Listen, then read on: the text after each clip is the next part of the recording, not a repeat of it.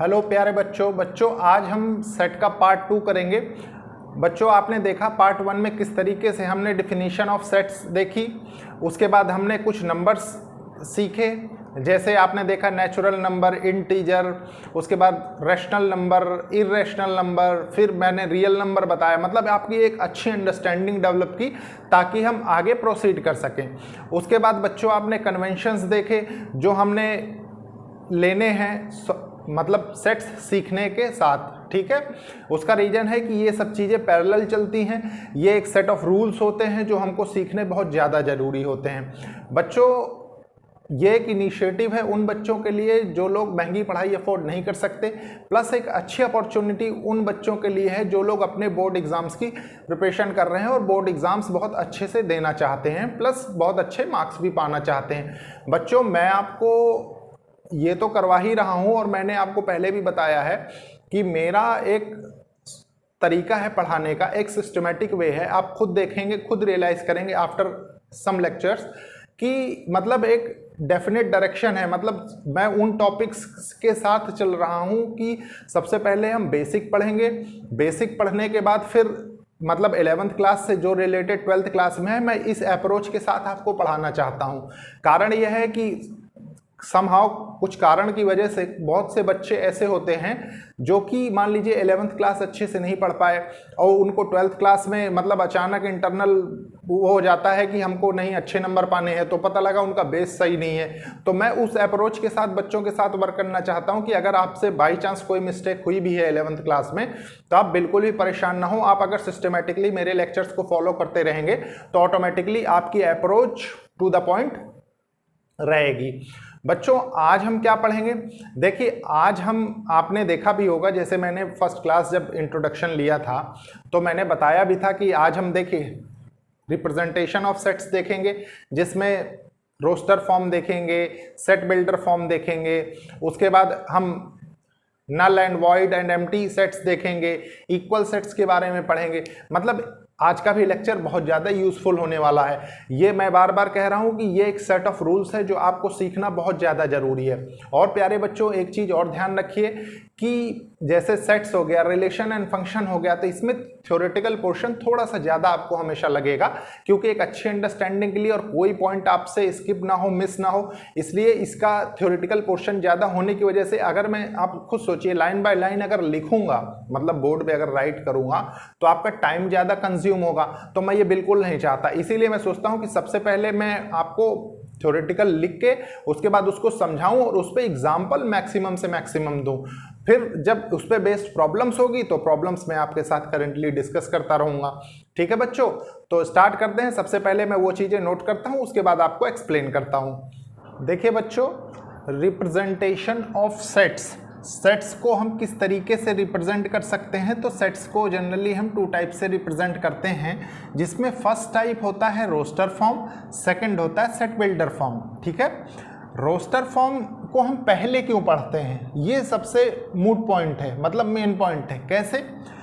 Roster form एक ऐसी form होती है बच्चों कि इसमें हम किसी भी सेट को डिफाइन कर सकते हैं, लेकिन सेट बिल्डर फॉर्म में आप देखेंगे कि ऐसा पॉसिबल नहीं है। इस स्टेटमेंट को कोट करता हूं मैं, आप बिल्कुल ध्यान रखिएगा। जब अभी आगे एग्जांपल्स देखेंगे हम, तब आप ऑटोमेटिकली समझ जाएंगे कि रोस्टर को हम पहले क्यों पढ़ते हैं, सेट बिल्डर को बाद में क्यों पढ़ते हैं। ठीक है, तो स्टार्ट करते हैं। देखिए roster form, in roster form all the elements of a set are listed. देखिए इसमें क्या होता है कि सारे एलिमेंट्स को लिस्ट किया जाता है। अब आप एलिमेंट्स जानते होंगे क्योंकि कन्वेंशंस ऑलरेडी मैंने डिस्कस कर दिया है। ठीक है, तो देखिए in roster form all the elements of a set are listed. Element, सारे एलिमेंट्स को लिस्ट किया जा सकता है, मतलब रिप्रेजेंट या दिखाया जा सकता है उसमें। ठीक है, the elements are being separated by commas. दूसरी बात, एलिमेंट्स सारे जो होते हैं वो कॉमा से सेपरेटेड होते हैं, एंड एनक्लोज्ड विद ब्रेसेस, और उनको जो ब्रैकेट में बंद करके दिखाया जाता है उसको ब्रेसेस, ये ब्रैकेट होता है, इससे हम रिप्रेजेंट करते हैं। देखिए इसके 2 एग्जाम्पल देख लीजिए, आपको ऑटोमेटिकली क्रिस्टल क्लियर हो जाएगा। The set of all the vowels, ठीक है, इन इंग्लिश अल्फाबेट, यही होते हैं AEIOU। ठीक है, इनको हम रोस्टर फॉर्म में दिखा रहे हैं।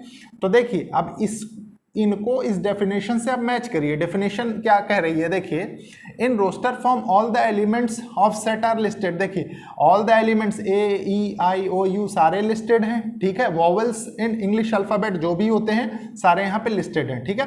The element are being separated by commas, देखिए सब में कॉमा लगा हुआ है, सारे कॉमा से अलग हुए हैं, ठीक है। एंड एनक्लोज्ड विद ब्रेसेस, और देखिए ये ब्रैकेट जो लगा हुआ है ये ब्रेसेस ब्रैकेट के अंदर मेंशन है, ठीक है।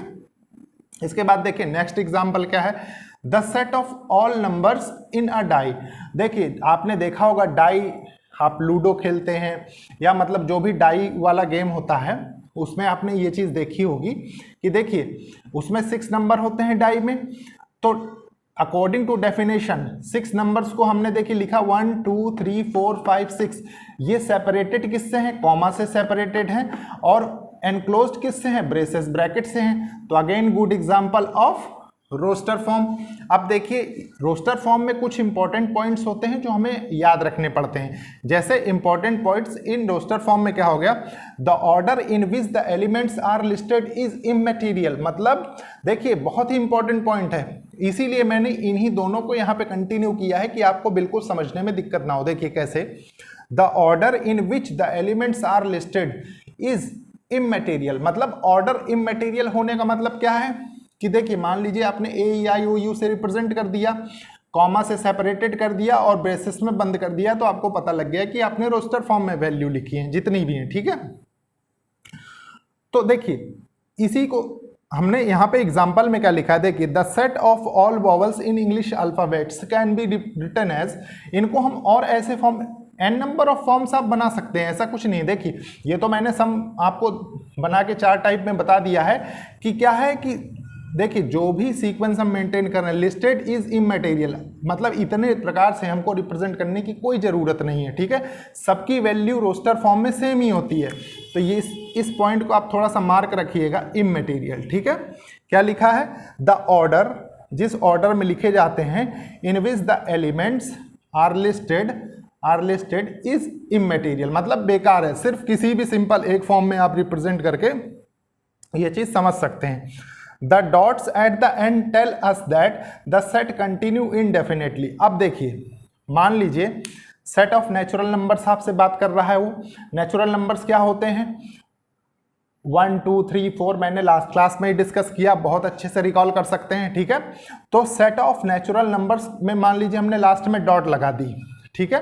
तो ये क्या रिप्रेजेंट, मतलब ये क्या बता रहा है हमको कि ये कंटिन्यू इनडेफिनेटली, मतलब अनिश्चित काल, मतलब एक तरीके से इन्फिनिटी तक ये कंटिन्यू होते चले जाएंगे natural numbers as it is, ठीक है बच्चों।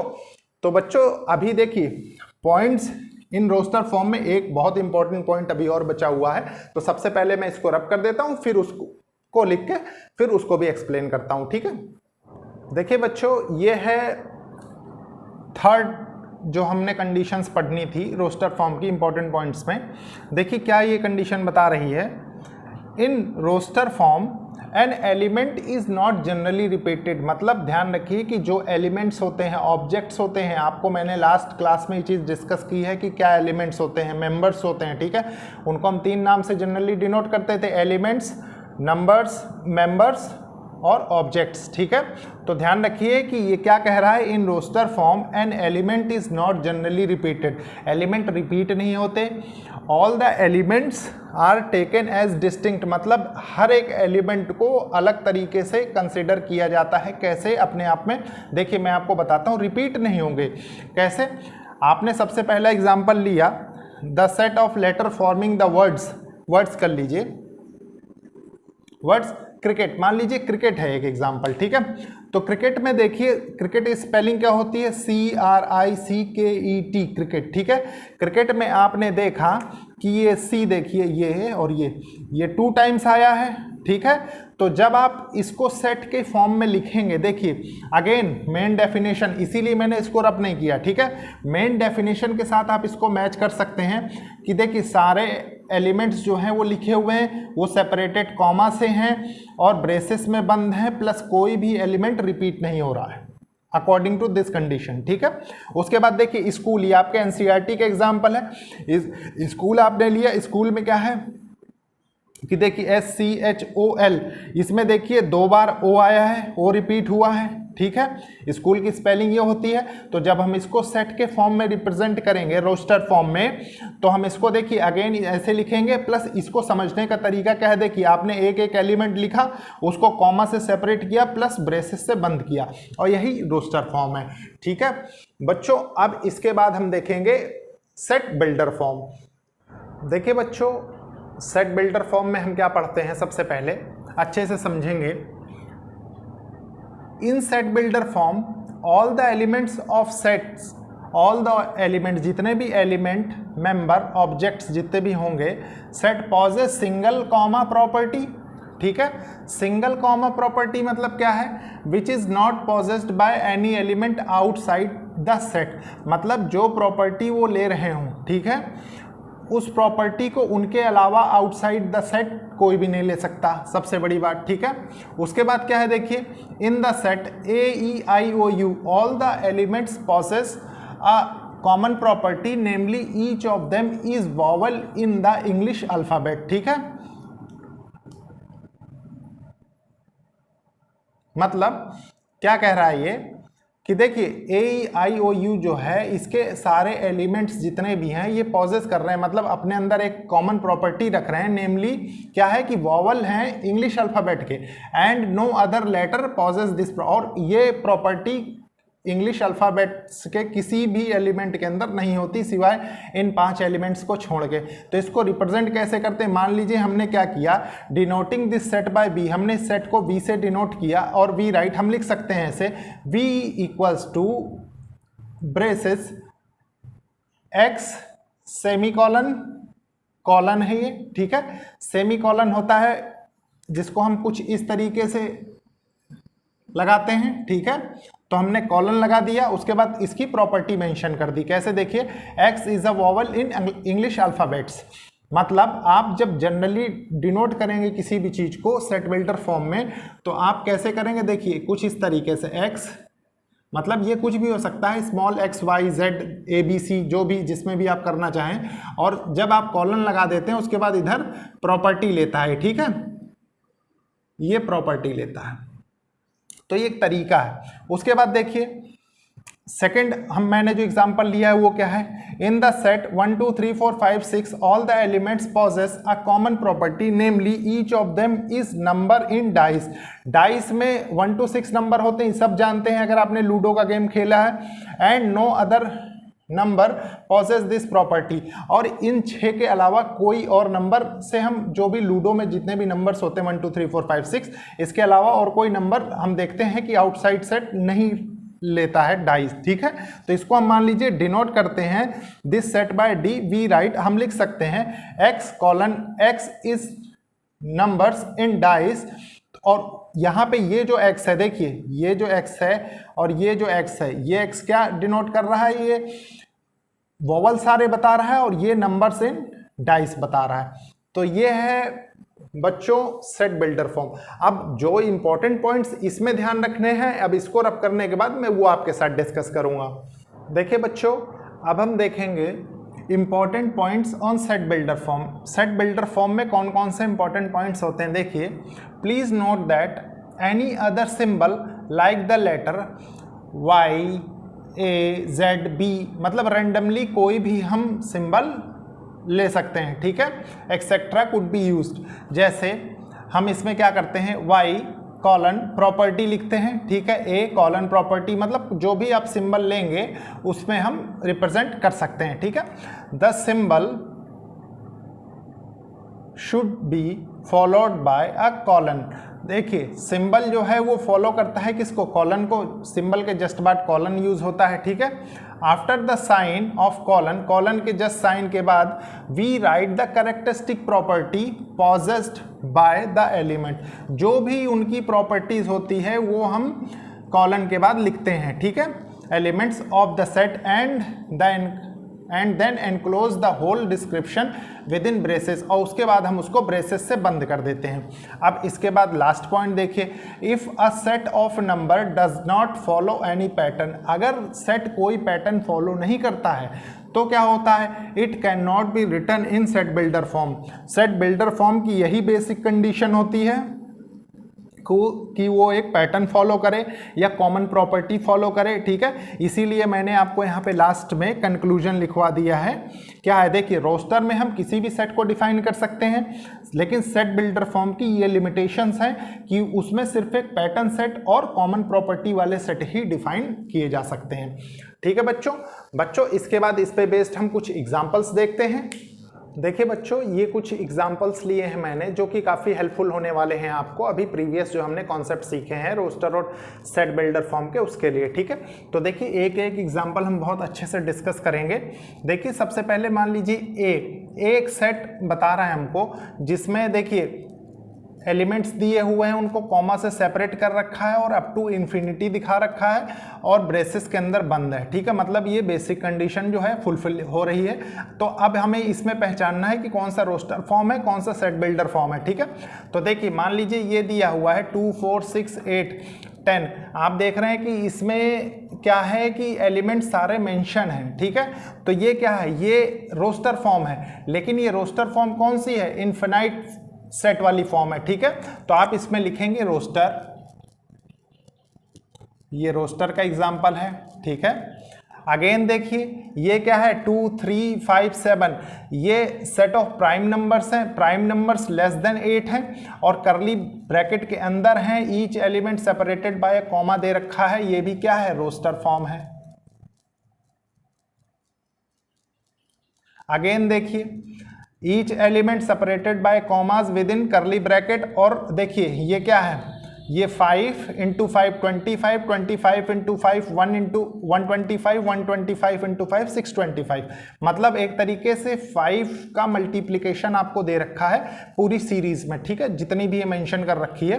तो ये भी एक क्या फॉर्म बता रहा है, ये भी एक रोस्टर फॉर्म बता रहा है, ठीक है,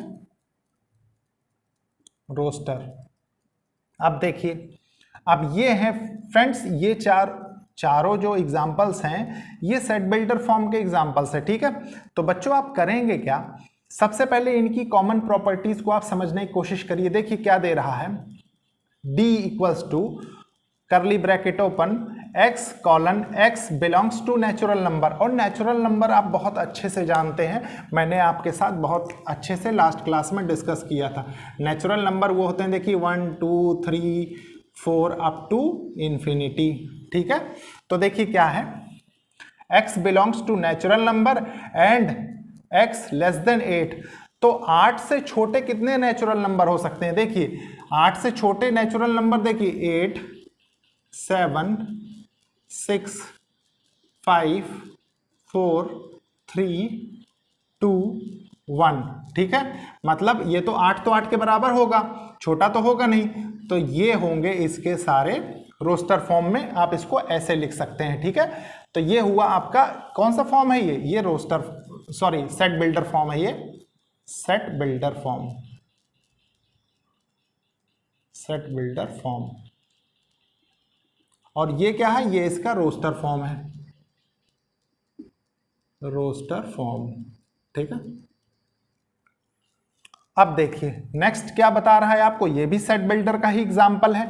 ये क्या कह रहा है, ए कॉलन, ए की प्रॉपर्टी बता रहा है, ए एक नेचुरल नंबर है, a belongs to natural number and a is a factor of 28। अब 28 फैक्टर होने का मतलब क्या होता है, देखिए सेपरेट फैक्टर्स हमें एक एक देखने पड़ेंगे, ठीक है। तो हम क्या करेंगे, देखिए इसके फैक्टर्स क्या हो सकते हैं 28 के, 28, ठीक है। 28 का फैक्टर, एक तो इसको अगर 1 से मल्टीप्लाई करेंगे तो भी 28 आएगा, ठीक है। देखिए इसका एक 2 फैक्टर हो सकता है, इसका एक 4 फैक्टर हो सकता है, इसका एक 7 फैक्टर हो सकता है, इसका एक 14 फैक्टर हो सकता है, और 28 अपने आप का खुद एक फैक्टर हो सकता है, ठीक है। तो ये इसकी क्या है, ये इसकी रोस्टर फॉर्म है, ठीक है, रोस्टर फॉर्म। यहाँ पे थोड़ा थोड़ा आप इसका कन्वर्जन भी समझ सकते हैं, इन पे भी बेस्ड क्वेश्चंस आते हैं एग्जाम में, ठीक है। और ये क्या है, ये सेट बिल्डर फॉर्म है,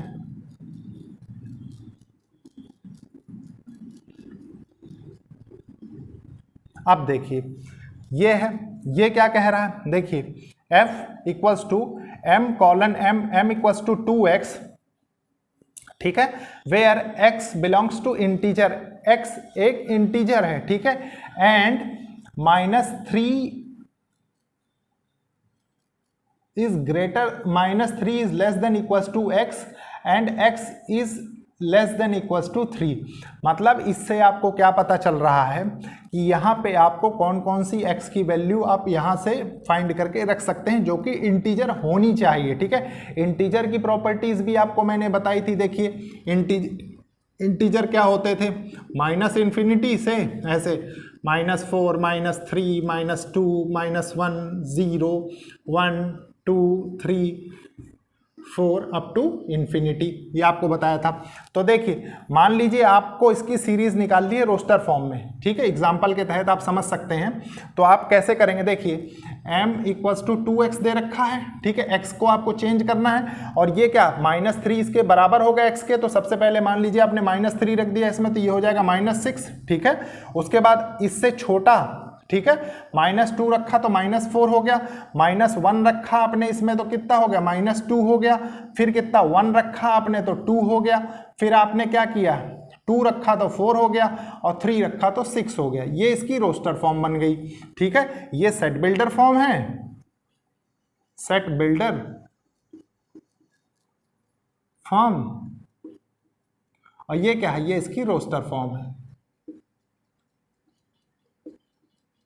देखिए बच्चों, मेरा कोई मोटिव इसको कन्वर्ट करवाने का नहीं था, मैं तो सिर्फ रोस्टर और सेट बिल्डर फॉर्म आपको सेपरेटली बताने जा रहा था, लेकिन मैंने सिर्फ इसको इसलिए डिस्कस किया कि अगर आपको कन्वर्जन भी एग्जाम में आ जाए तो बहुत इजीली आप कर सकें, ठीक है। अब इसको देखिए क्या है, g equals to x colon x equals to n by n+1 where n belongs to natural number. Natural number आप बहुत इजीली जानते हैं, और वो होने किसके बीच में चाहिए, देखिए इंक्लूडेड 1 और इंक्लूडेड 8 इसके बीच होने चाहिए, ठीक है। तो देखिए मान लीजिए सबसे पहले आप 1 रखिए इसमें, देखिए x इक्वल्स टू n+1 में, ठीक है। ये क्या है, ये सेट बिल्डर फॉर्म है।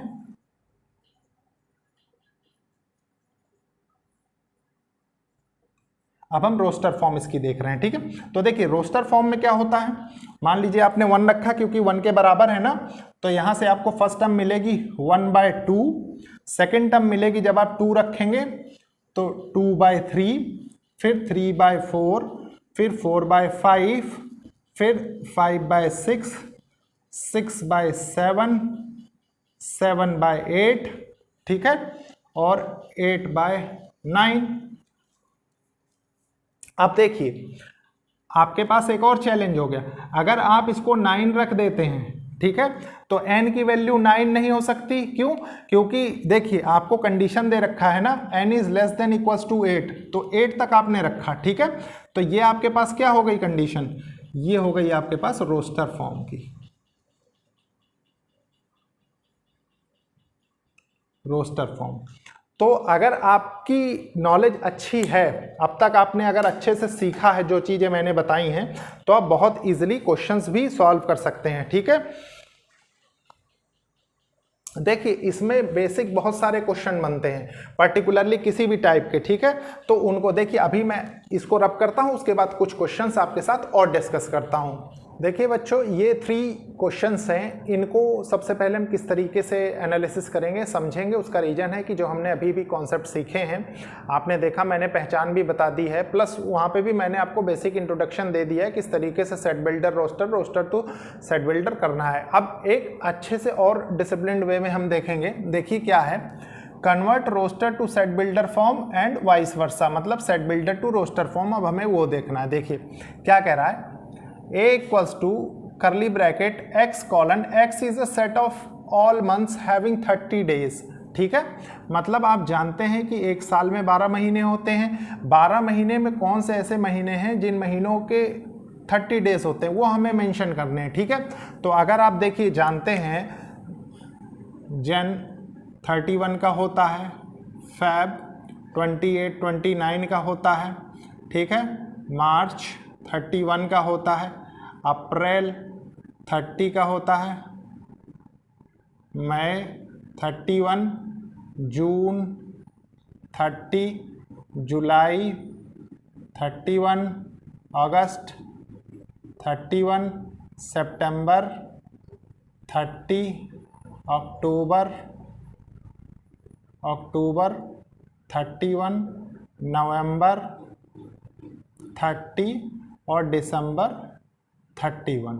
ठीक है, तो आपका इसका जो रोस्टर फॉर्म बनेगा वो क्या बनेगा, गौर करिए, क्योंकि सेट बिल्डर फॉर्म में दिया हुआ। ठीक है, तो रोस्टर फॉर्म के लिए देखिए आपको यहां से रिजल्ट क्या मिलेगा। 30 मंथ्स वाले महीने कौन कौन से, देखिए अप्रैल, जून, सितंबर, नवंबर। ठीक है, तो आप इसको कैसे लिखेंगे, सबसे पहले ये भी एक बहुत इंपॉर्टेंट चीज है लिखने का तरीका। देखिए A = आप जानते हैं अप्रैल, उसके बाद जून, उसके बाद सितंबर, उसके बाद नवंबर। ठीक है, ये सारे 30 मंथ्स वाले महीने हैं। आप गौर कर सकते हैं रोस्टर फॉर्म की बेसिक कंडीशन कि सारे एलिमेंट सेपरेटेड बाय कॉमा है विद इन करली और ब्रेसेस। ठीक है, अब देखिए इस क्वेश्चन को देखिए, क्वेश्चन क्या कह रहा है, write the set A:A is a positive integer. Positive integer मतलब मैंने आपको जब नंबर्स बताए हैं तो बताया है।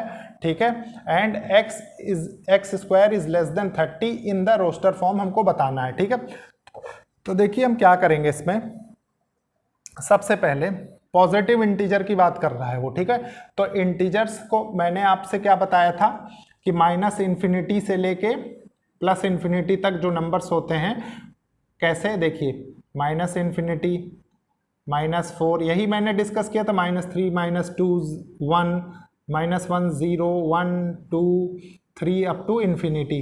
ठीक है, ये क्या होते थे, ये हमारे पास इंटीजर्स होते थे। पॉजिटिव इंटीजर की बात कर रहा है तो अब हमें ये नहीं देखना है। ठीक है, अब हमें क्या देखना है, अब हमें देखना है सिर्फ 1, 2, 3, 4, 5 अप टू इन्फिनिटी। लेकिन आपके मन में एक क्वेश्चन जेन्युइन आता है, मैंने याद करिए कि जीरो की एक प्रॉपर्टी बताई थी कि जीरो ना तो नेगेटिव इंटीजर होता है ना पॉजिटिव इंटीजर होता है। ठीक है, तो पॉजिटिव इंटीजर्स की नंबर्स यही होते हैं। तो अब इनमें इंडिविजुअली चेक करें अगर हम, तो हम इसकी कौन सी फॉर्म बना सकते हैं, देखिए यहां से बहुत इजीली कि x का स्क्वायर मतलब x की ऐसी वैल्यू रखी जाए जिसका स्क्वायर करने पे वो लेस देन 30 आए। ठीक है, तो मान लीजिए 1 का स्क्वायर करेंगे तो लेस देन 30 होगा, क्योंकि 1 का स्क्वायर तो 1 ही होगा, है कि नहीं। अब 2 का स्क्वायर रखेंगे तो 4 हो जाएगा, 4 भी लेस देन 30 है। 3 का स्क्वायर रखेंगे तो 9, ये भी लेस देन 30 है। 4 का स्क्वायर रखेंगे तो ये भी लेस देन 30 है। 5 का स्क्वायर रखेंगे तो ये भी लेस देन 30 है। लेकिन 6 का स्क्वायर जब आप रखने के लिए आते हैं तो 36 ग्रेटर हो जाता है 30 से। ठीक है, तो 6 की वैल्यू हम नहीं रख पाएंगे। तो इसका जो आंसर होगा वो हम कैसे लिखेंगे, देखिए रोस्टर फॉर्म किसकी, मान लीजिए रोस्टर फॉर्म आप जानते हैं करली ब्रैकेट से हम स्टार्ट करते हैं। करली ब्रैकेट से स्टार्ट करके हम लिखेंगे कैसे, देखिए 1, 2, 3, 4, 5, मतलब x की यही वैल्यूज पॉसिबल हैं इस क्वेश्चन के लिए। ठीक है, आप देखिए इस क्वेश्चन को, देखिए ये क्या कह रहा है, write the solution set of the equation. ये इक्वेशन आपको दे रखी है, इसका सोल्यूशन सेट मांग रहा है। सोल्यूशन सेट मतलब सबसे पहले इस इक्वेशन को एज इट इज नोट कर लेते हैं। 5x + 6 ये क्वाड्रेटिक इक्वेशन है। ठीक है, हम इसको सॉल्व करेंगे। देखिए x² - 2x - 3x + 6 = 0। ठीक है, x - 2 - 3x - 2, ठीक है, = 0। तो x की वैल्यू क्या आ गई, x - 2 आ गई एक तो, और एक आ गई x - 3। तो इसका जो सोल्यूशन सेट होगा वहाँ पे x की वैल्यू आ रही है 2 और 3। ठीक है, मतलब आप जो रोस्टर फॉर्म में इसको रिप्रेजेंट कर सकते हैं वो कैसे करेंगे, 2 और 3 से। ठीक है, यही इस क्वेश्चन का आंसर होगा। तो बच्चों आपने देखा कि अगर आपकी अप्रोच प्लस आपके कॉन्सेप्ट्स अच्छे हो चुके हैं तो आपको कहीं कोई प्रॉब्लम नहीं हो सकती है। ठीक है, इसके बाद देखते हैं हम कुछ और क्वेश्चंस। जैसे आपने देखा कि हमने क्या किया है, हमने सेट बिल्डर फॉर्म से रोस्टर फॉर्म बनाई। अब रोस्टर फॉर्म से सेट बिल्डर फॉर्म बनाना भी थोड़ा सीख लेते हैं, उस पर भी बेस्ड कुछ क्वेश्चंस हम देख लेते हैं।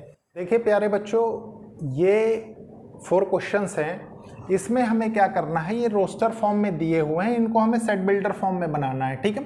तो देखिए हम कैसे करेंगे, राइट द सेट ए, ये लिखा हुआ है क्वेश्चन आपके सामने, A equals to I and D A in set builder form.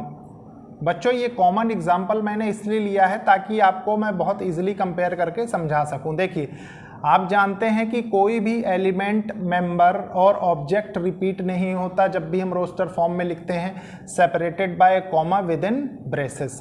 देखिए आई एन डी से आप गौर करिए, आई एन डी ए से आप क्या क्या बना सकते हैं। एक तो आप इंडिया बना सकते हैं, एक इंडियन बना सकते हैं,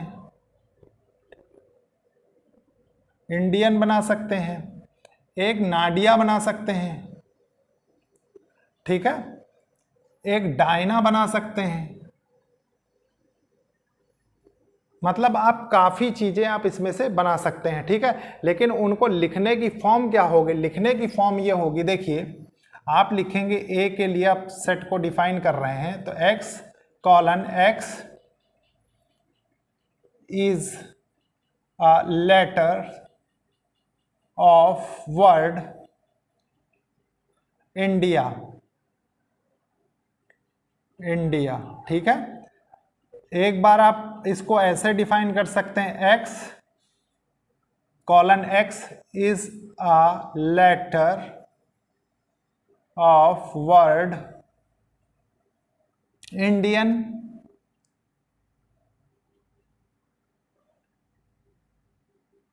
फिर एक बार आप इसको क्या डिफाइन कर सकते हैं, देखिए x colon x is a letter of word, letters of word, letters कर लीजिए इसको, लेटर्स ऑफ वर्ड नाडिया, और एक और लिख सकते हैं, मान लीजिए इसमें इसके अकॉर्डिंग जितना हमने फाइंड किया, x colon x is a letters, और are a letter, is a letter आप रखिए, is a letter of word Diana. ये सब अपने आप में करेक्ट हैं, बिल्कुल इनमें कोई मिस्टेक नहीं है, ठीक है। और कोई वर्ड भी बन सकता है, ठीक है, ये चीज़ ध्यान रखिए। अब इसके बाद देखिए ये क्वेश्चन क्या कह रहा है, write the set G equals to 1 3 5 7 11 up to infinity in the set builder form. अब इसको हमें सेट बिल्डर फॉर्म में लिखना है, तो इसको सेट बिल्डर फॉर्म में लिखने का क्या तरीका होगा, आप खुद सोच के बताइए थोड़ा सा। एक बार आप इसको सॉल्व करने की कोशिश करिए। देखिए अगर आप सही से सीख गए हैं अब तक मेरे पढ़ाए गए के हिसाब से, तो आप बहुत इजीली जज कर सकते हैं कि ये क्या है, x क्या होगा, colon x belongs to natural number and x is odd. मतलब x वही नेचुरल नंबर्स हैं जो ऑड हैं, ठीक है, उन्हीं की ये सीरीज है। अब देखिए नेक्स्ट क्या है, write the set a equals to, ये आपको एक रोस्टर फॉर्म दी हुई है इन सेट बिल्डर फॉर्म। अब बच्चों आप एक चीज पहले, सबसे पहले मैंने क्या बताया था, सेट बिल्डर फॉर्म के लिए आपको कॉमन प्रॉपर्टी ढूंढनी पड़ेगी। तो अगर आप इन एलिमेंट्स की, इन मेंबर्स की, इन ऑब्जेक्ट्स की अगर आप कॉमन प्रॉपर्टी ढूंढते हैं तो आप नहीं ढूंढ पाएंगे। खुद सोचिए इस पे कौन सा ऑर्डर, कोई सा ऑर्डर मेंटेन नहीं हो रहा, ना 3 ना 7 ना 4 ना 2 ना 9 ना 5, ठीक है। तो आप क्या लिख सकते हैं इसमें, can not build set builder form, ठीक है। अब एक लास्ट एग्जांपल देखिए, ये क्या कह रहा है, इसको समझना बहुत जरूरी है क्योंकि इस टाइप के अक्सर आ जाते हैं जिनमें कि इक्वेशन की हमको जरूरत पड़ती है, ठीक है। तो देखिए इसको क्या करेंगे, write the set a equals to braces -5 5 in set builder form, ठीक है।